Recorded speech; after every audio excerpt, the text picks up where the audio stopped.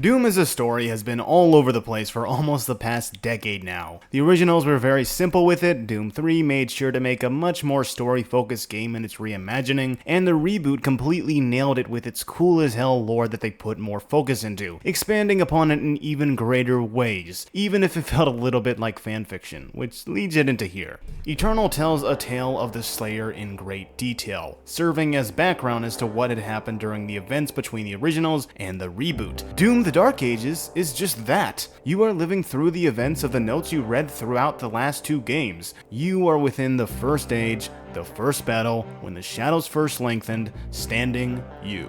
Since I'm going to talk about it more in depth about this, I will be putting this into two separate sections. The first part will focus on the game within the context of the overall franchise without diving too deeply into spoilers unless you haven't played Eternal. The second part, however, will dive heavily into spoiler territory, right up to the ending, so consider this your spoiler warning in advance. So the story itself is actually pretty alright. There's a lot going on within the game, so the cutscenes do stretch on for a bit, but thankfully if you don't want to watch through it, or if you're speedrunning the game, it never really gets in the way, and you have the option to skip them like Eternal, so that's good. Sometime after this game had been announced and released its trailer, they had already confirmed that this game will be much more story-focused compared to the other games. This was something I was extremely excited and happy about, since Eternal leaned on it the most before this one, while 2016 teased a lot and obviously had much more of a story than the prior games. And if you know me, I love Doom's story and lore, especially everything 2016 and Eternal had done with it. Here's the thing about Doom though. Doom, as you know, mainly focuses on the gameplay side of things. It doesn't really go into the territory of the story as much, or at the very least most players don't care about it too deeply. In the 90s, the original 4 Doom games never really focused on it too much. It was always in the background if anything, but it was still there, albeit a simple one.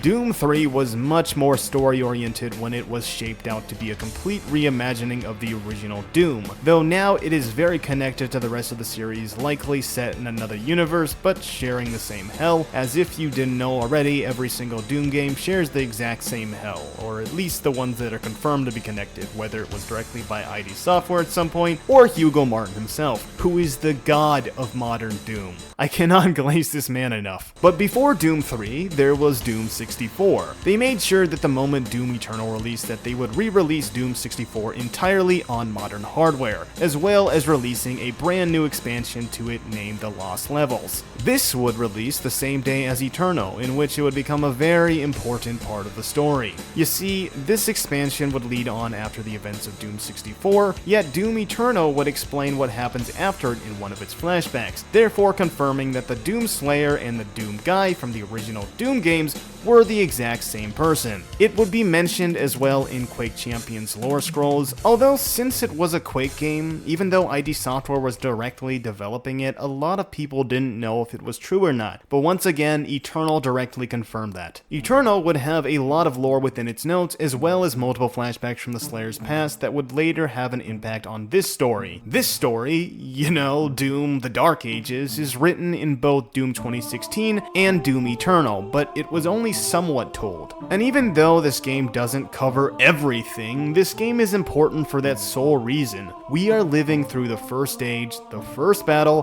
when the shadows first lengthened, one stood, being you, the Doom Slayer. This game takes place directly between the events of Doom 64 The Lost Levels and Doom 2016. This is during the first age, while Doom 2016 is during the fourth age. Now we don't know exactly when the Slayer goes into his coffin up until Doom 2016's time, which if you don't know takes place around 2149, but we already have what seems to be multiple DLCs set to be released sometime after this game, which hopefully leads up to something. And also with the fact that Doom the Dark Age is not going to be the last Doom game, regardless if that's even surprising or not, the fact that it's said should probably tell you a lot. That either they're continuing this story on, perhaps into the second age, if not, maybe having another sequel after the events of the Ancient Gods Part 2, who really knows. Alright, I'm done with that rambling explanation, let's move on to the story itself. The plot begins in the village of Golem, set on the planet Argentaner, which is a prominent place that was partially already taken over by the forces of Hell in Doom 2016. The makers are back, but this time since it's a prequel,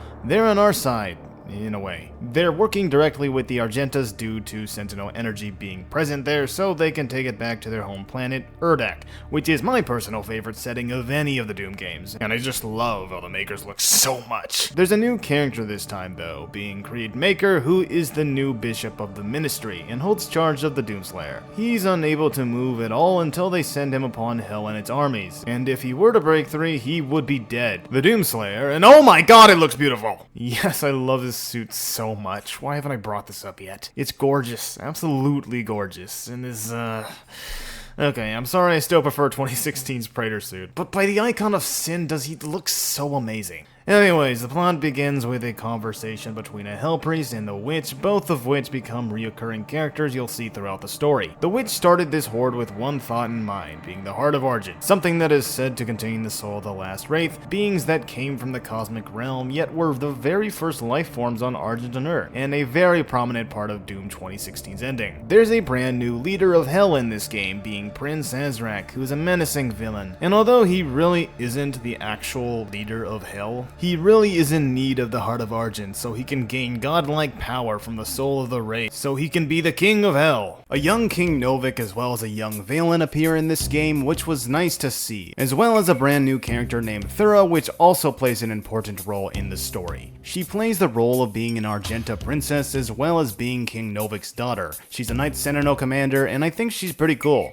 I don't think she ever really does anything that makes her stand out, but her inclusion made sense for the story overall. I will be completely honest though, I don't really think I found anyone in this game to really stand out other than the Doomslayer, obviously. I did really like Creed a lot though. He's a master manipulator and controller, a being willing to do whatever is needed for the Maker race. I found him to be the most intriguing overall, and will probably end up being one of the more memorable villains in this franchise. As for Azrak, he stands out for being the main villain, but I never found him to be as interesting as some of the others for some reason. His final boss fight was pretty damn cool, even if it felt a little repetitive, but they made it so it had a variety in the end. Anyways, going back to the main point of things, the story continues within the village of Kalim, which is a pretty cool mission overall, but it's really all for tutorial reasons for the most part, but that never took it away from feeling like the average level. The tether that's spotted on his armor is absolutely a very important point of the story, as it is what controls him in keeping him locked up or pushing him down and back into the fight throughout the game. It's something that holds much more importance later on and explains itself pretty quickly. The tether itself is what the makers have in order to control him. So what happens at the beginning of the level when they start sending him down there is all due to that, as well as the end of the mission when they bring him back to the ship after doing his duty. And damn, even Azrak is impressed by this. But as any big villain within a story, this doesn't stop him from believing that they won't be able to take him down.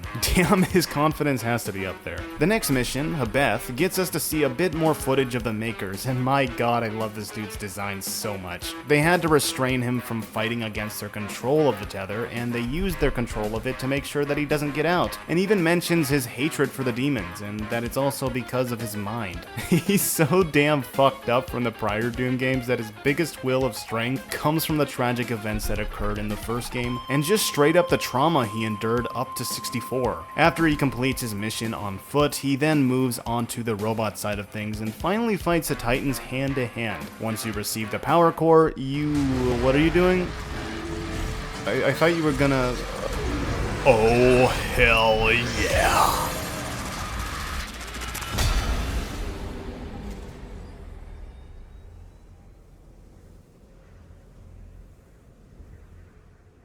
You then get off with Thura, and now your mission there is really complete. Oh hey, it's D. Gloric! How's it going, dude? Oh shit! I'm just kidding. This is a sadder, more kind D compared to the others, and at first I really did think that it was one of the ones we've seen in Eternal, but no. This was a brand new Deej that makes his first appearance in this game. You kind of feel bad for the guy because his intentions, as far as we see in this game, is more heartfelt, and is much more of a servant to something he ultimately doesn't want to be a part of, but that might just be pure speculation on my part, honestly. Sentinel Barracks mission goes on, and it's pretty cool. They explain a bit of what the Heart of Argent really is in some decent exposition, but moving forward, one of my favorite cutscenes in this game is two dragons flying over to the Doomslayer and starts fighting fighting over which one wants to be ridden. All for them to get startled by Surratt, who is the Doomslayer's fantastical cybernetic dragon, and he looks so damn good. This starts within the city of Aratum, which in my opinion is the best area to look at in this game, especially when you can just roam around with Surratt. It just looks so pretty, oh god. Then they bring him back again, god damn it. He's breaking through. I absolutely love this scene because even when they have him in their control with the tether, he's still somehow a threat simply because of his rage. And he doesn't care. God, I love it so much. Obviously, nothing ends up happening for him to get out as they send him back out once again, but this time in front of a bunch of soldiers who are basically your allies that are scared of him, as they should be. This mission in particular is one of my favorite missions in the whole game. It's essentially a war zone going on with everyone involved and everything going on, and it's just great. No more tricks, old king.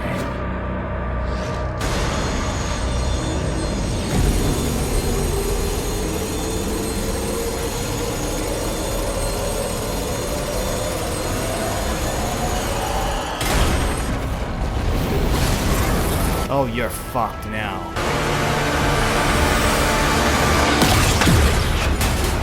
Oh, come on.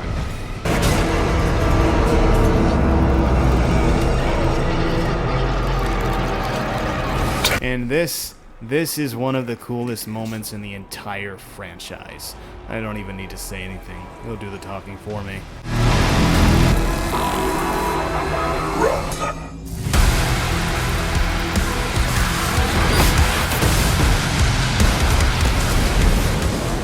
Azrak gets a hold of a Maker drone in a chilling scene of him talking to Creed after murdering the others. I'd also like to mention real quick how cool it is to finally see them speak and have personality. Since in Eternal, they were only fodder enemies and the only one that really spoke was the Con Maker. I love this scene so much because it shows Creed in the moment of acting unafraid to what's in front of him, yet in a moment of no longer being seen, he's clearly terrified. There's not a lot to say around certain missions in between here, since a few missions actually don't have any cutscenes, but the Abyssal Forest is a very nice inclusion, as I don't really recall any Doom game being in an area like this before, so I really like it. The Ancestral Forge feels like going through the caverns, and even more newer areas I haven't seen before as well. The Forsaken Plains is very hellish. Well, obviously because it's in hell. Oh yeah, and I know that it isn't sacred or special to Doom 3, but the lava going down the eyes of a Titan skull just brings me back to the Lost mission. You get back into more Atlan fights, this time in Hell. Hellbreaker basically continues on from the last mission, so there isn't too much other than different areas to explore. Sentinel Command Station is a pretty good mission. Not much to say other than it really reminds me somewhat of Mars Core a bit, just not as good, but it's alright. From Beyond takes off with Surratt again, and it's pretty cool. It ends off with a tentacle through a portal taking hold of both Thura and Creed, with Surratt attempting to also get there in time, but ends up being too late. The Spire of Narathal has a multitude of things going on, and it's pretty fire.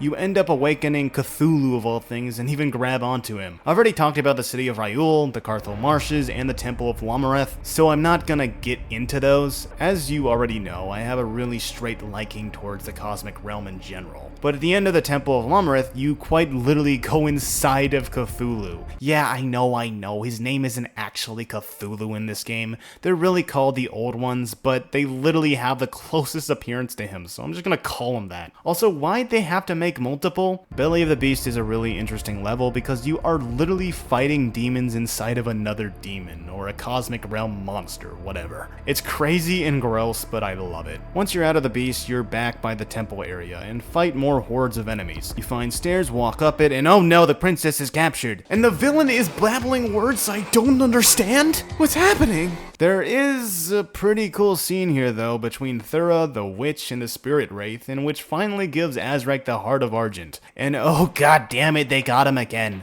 Sorry guys, I couldn't beat Ultra Nightmare. We end up being in a situation that revolves around the Slayer being trapped within a bubble by and within range of 3 Cthulhus, and he ends up tearing off the tether connected to his armor, breaking off from being trapped and not being able to move, and also ends up killing the trio of Cthulhus in the process. This quite literally kills off the Slayer and puts him into hell. This was honestly the best part of the entire game. The cutscene soon after is a mirroring to the beginning of Doom 2016, and I love how well they pulled it off. It also reminded me a lot of the end of the first episode, Knee Deep in the Dead, in the original Doom, when the Doom guy was essentially killed off and sent straight to hell, beginning episode 2, The Shores of Hell. This dude is clearly unstoppable, and this whole entire segment was great to play out. The whole place here has the feel and design of a burial ground, exactly as it should be for someone that looks like... oh god. Originally in Eternal, they had the Zombie Slayer as a skin, and I'm so glad that they went with an actual canon appearance in this game. It just gives the skin so much more meaning. Also, I freaking love how the actual HUD is changed into a little zombie head too. Nah bitch, I'm not paying for that shit. At the end of all of this, Commander Valen brings us back to life through a ritual in another one of the most badass scenes in the game. And we continue on after into the mission Resurrection, which ends up being another fantastic mission. The mission in particular is yet another battlefield to fight through, and all you really do is fight through hordes of enemies while destroying 3 siege towers, taking on leaders next to each one by one, and overall it's a fun time. But this mission actually ends you off on Creed Maker's ship, where you finally get to kill some Makers, although it's pretty quick. But it was nice to see some more of them as well as just Erdak's technology again. God, I love that place. Once you get to Creed, a boss fight ensues. Well, 2 actually, and they're pretty alright. Wait! Thera. Azaric is keeping her alive on his ship. If she dies, his power would die with her. I can take you to her.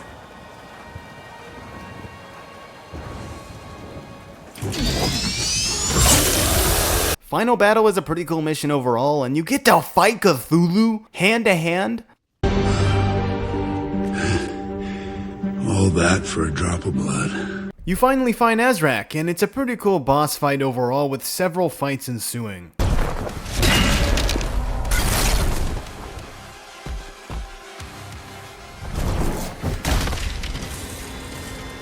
Oh god, he's so powerful. Oh my god, it's Surratt. Yes, who's my boy? Wait, no. What the hell? Did he... oh my god. They killed him. You motherfucker. Azrak killed Surratt. You pushed the limits this time. Well, I guess we won't see Richard in the DLC story.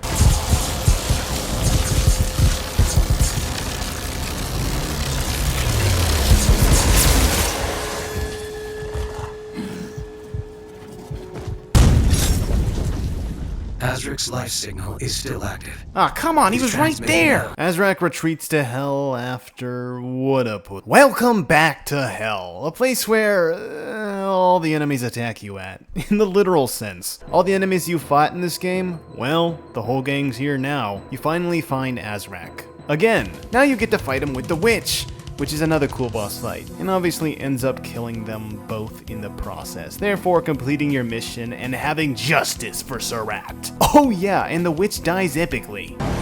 Epic win. The Slayer boards a Maker ship for the conclusion of the game, still staying in hell, also casually, as he does sometimes, implying future missions to come forward after, probably being DLC for the game. There's certain characters like King Novik, for example, that still stay until the very end. I would assume, since this is only the base game, that he may eventually die instead within the DLC of the game, since his presence in Eternal was that of the form of a spirit. As for Valen, luckily he's still alive and kicking at the end of the Doom Slayer's journey during the Ancient Gods, though there's a scene in here that I really liked. It shows off his son, a character who also appears in Doom Eternal, but if you already know, his tortured soul would be used in the future to resurrect the iconic Icon of Sin. The game's cutscenes are also not very good looking at times. I'd argue act very similarly to how the ancient gods looked at times with its characters, which to a lot of people they compared it to SFM animations, which I'd agree with. Otherwise, the environments are still very nice to look at in the scenes, and the Slayer runs so much more smoothly in terms of his animations compared to Eternal, which really all he did was walk around the majority of the time in his cutscenes in that game. I've already mentioned how I feel about the graphics in the past video. It's extremely smooth and doesn't offer the same level of sharpness that the past two games do, despite how much you can turn up the sharpness, which in my opinion weakens the look of the game during gameplay outside of some areas. But the cutscenes usually always look great in this game. Again, outside of some minor areas with the characters or their animations looking weird or out of place. If you're expecting a much better story than the other games, then it isn't going to really make it further better for you. This game definitely puts more focus on story compared to the rest of the franchise. It's very clear they wanted to deepen the narrative and the characters this time around. But despite the extra storytelling, at its core, it's still the same vibe with its lore-heavy background that Doom has been doing for the past 9 years. It just makes it longer, although to be completely fair with doing that, they obviously do put a lot more effort into telling the story through more cutscenes this time around, and is probably better written compared to Eternal, although I still prefer the last two games' stories and settings. I do hope we'll explore the roots of some of the stuff talked about in the past games' lore maybe a bit more, but I'm pretty confident that'll come in future DLC. After all, the Slayer's story here clearly isn't finished, and honestly, I'm excited to see what's next for him. Or should I say,